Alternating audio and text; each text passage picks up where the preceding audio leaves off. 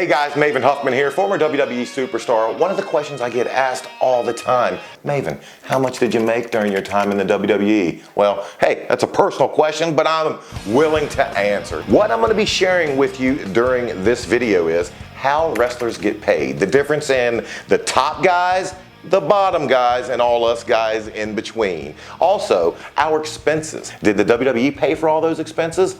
Answer might shock you. And finally, in the end, I'm gonna tell you exactly how much I made during my run in the WWE. And I'm gonna tell you, that answer, it's gonna be interesting. Now to begin, we have to describe the difference between downside guarantees and pay sheets. Now, disclaimer, this is how it was when I was there from 2001 through 2005. I don't currently know how these guys get paid that are wrestling now. I can only explain how it was for me. To begin, downside guarantee. What does that mean? A downside guarantee is guaranteeing a wrestler how much they're gonna make no matter if they're on the road or if they're at home injured. The first ever downside guarantee that I ever signed right after Tough Enough was for $50,000. What this stated was, no matter how many matches that I wrestled, whether it was 100 or if I got injured and had no matches for the entire year, I was guaranteed to make $50,000. Came out to about $1,000 a week. The whole year, no matter what, this is exactly how much I was going to make. No matter if I was injured, no matter what, I was going to make this for the year. Now, the other way to get paid in the WWE at the time was through pay sheets. Now, pay sheets was definitely the way to go, where the downside offered you security and you knew exactly how much you were getting paid. Pay sheets offered you a unlimited earning potential. Guys would make so much depending on two things: a percentage of the ticket sales, for every show, and you would get paid depending on your level in the card. So if you were in one of the first, 1, 2, or 3 matches of the evening, you're obviously going to get paid less. If you were in one of the top 3 matches, and definitely if you were in the main event, you were going to get paid more. I might get paid $500 just for wrestling the match for a non-televised event when you're on pay sheet. So 4 shows, $500 each and every day. You can do the math. So when you're on pay sheets, depending on where you are in the card, depending on the attendance, the sold ticket sales for the week, you would make around $2,000 per week. Now that's on pay sheets. If you're on your downside, you'd make $1,000. Obviously, you can see exactly why pay sheets were the more lucrative option and why most everyone decided to get paid this way rather than this way. Now, regardless whether you decide to be on pay sheets or on a downside guarantee, the issue of pay-per-view would come up, and it's a good issue to have, because no matter where you are, as long as you were in the pay-per-view, you were going to get a bonus, and a lot of times it's a pretty healthy bonus. A lot of guys would look forward to the pay-per-view every month because they knew it was a way to not only supplement but add to an already good income. With the network now, I know they pretty much did away with that. But back then, it truly mattered to us because we were going to get a percentage of every person that paid to watch that pay-per-view. Pay-per-views could run between $40, $50, almost up to $89 for the pay-per-view, depending on which one it was. So your Survivor Series, your WrestleManias, your Unforgivens, your Backlashes. These would cost a lot of money, and we reap the benefits. We would get a percentage of each and every pay-per-view sold and put into each and every person's home. So an average run-of-the-mill pay-per-view might pay you as much as $6,000 for that one show. Now, again, that's for a mid-card guy, which I was, and depending on, obviously, my position in the card for that night. But let's say, on average, it was just a run-of-the-mill, middle of the card match, and a regular pay-per-view, a Backlash, for instance.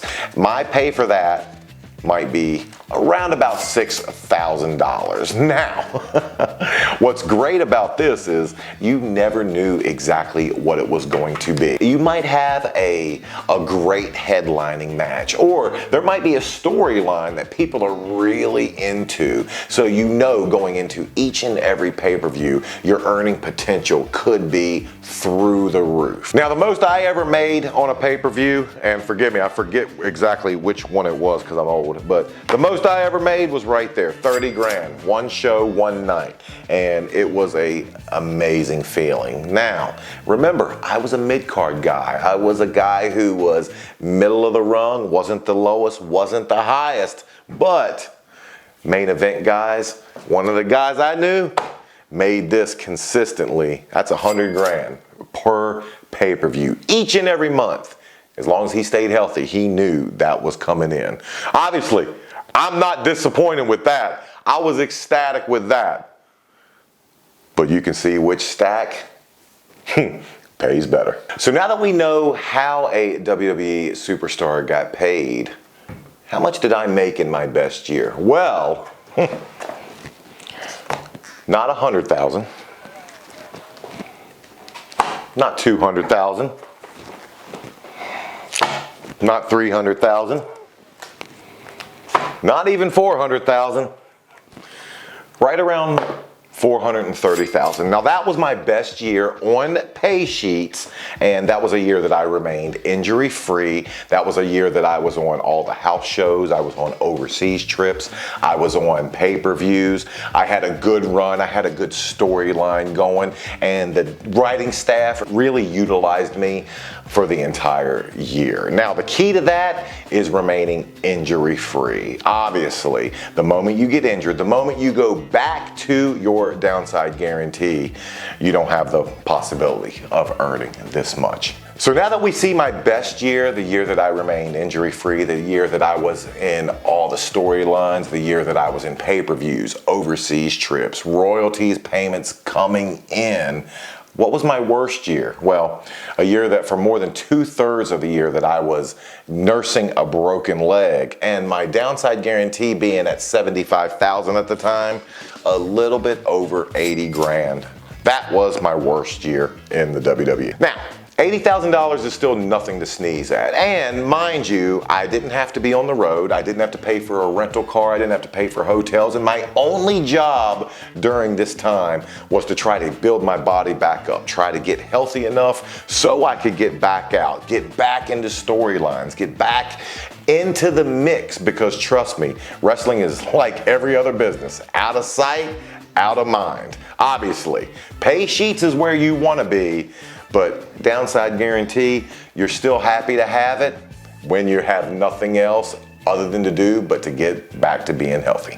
All right, well, looking at both of these stacks, this one's upsetting me a little bit, so I'm gonna get rid of it. Now, you look at this stack and you think that's a lot of money, but you forget about expenses. So let's talk a little bit about expenses and how $430,000 can get whittled down extremely quickly. Well, the first thing you gotta do is take half of it away for Uncle Sam.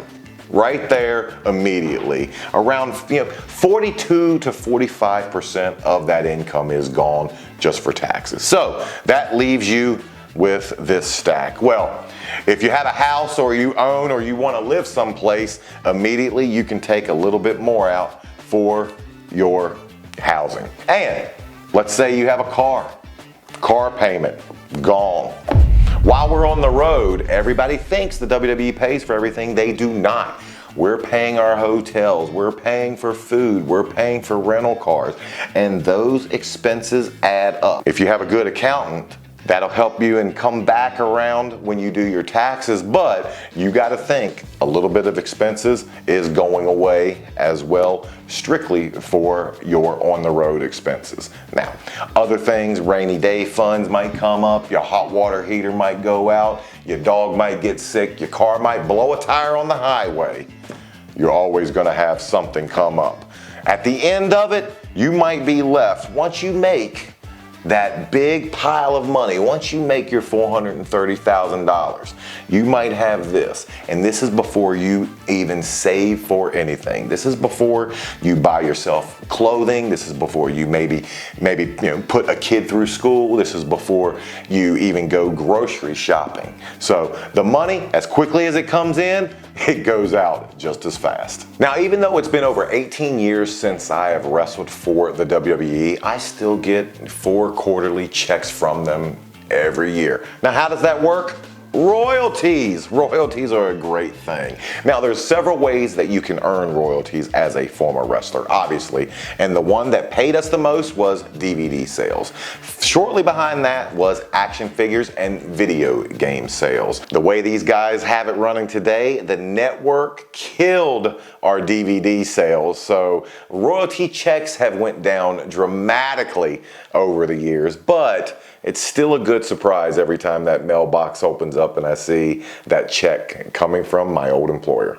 So the main royalty that we would get obviously was through DVD sales. And on average, I would say my royalties pre-network was around $5,000 every quarter. Now, that's a pretty good check for being out of a company for years and years, over a decade. But today it's a little bit different. With everyone having access to the WWE Network anytime they want and access to any pay-per-view, and they don't have to go out and buy the DVD like they used to, my royalty payments now per quarter look more like that.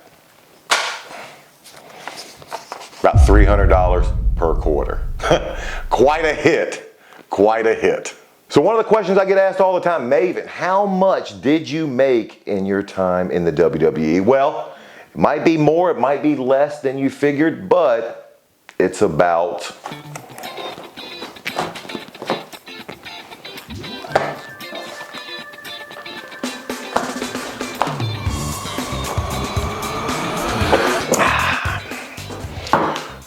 there we have it. About right around $800,000. Obviously, you can see I saved every penny. Being able to see all 50 states, being able to go to 11 different countries, I would say I made out like a bandit. Now, I had the benefit of working with a lot of different superstars in my time in the WWE. Were they cool?